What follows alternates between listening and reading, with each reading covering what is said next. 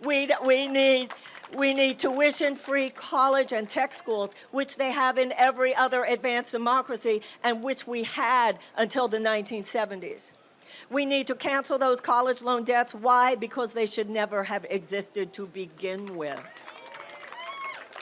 We need child care like in every other advanced democracy. We need paid family leave like in every other advanced democracy. We need guaranteed housing like in every other advanced democracy. We need a guaranteed living wage like in every other advanced democracy. 1/3 of America's workers live on less than $15 an hour, and half of them cannot afford a place to live. A living wage in most major cities in the United States is over $20 an hour. Half of our seniors live on less than $25,000 a year. But you and I have been trained to accept too little.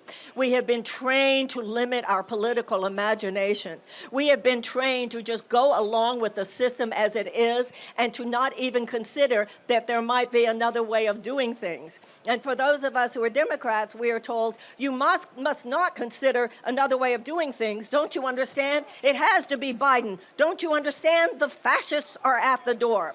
And I want to say to any Democrat who is listening to that, I am here today because the fascists are at the door.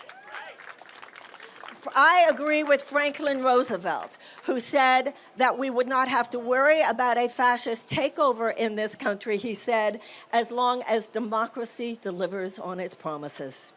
Democracy is not today delivering on its promises. Bidenomics is a message that is viscerally contradictory to the experience of the majority of Americans. If you are living within 20% of earners in the United States, yes, the economy is doing well. But that 20% are living on an island surrounded by a vast sea of economic despair. 70% of Americans now say that they live with chronic economic stress. And when the system tells you that it's a mental health crisis, let's be very clear how much of that mental health crisis is rooted in the crisis of economic injustice. And so it is a time of great awakening among the American people. It is a time for a president who is not part of that system.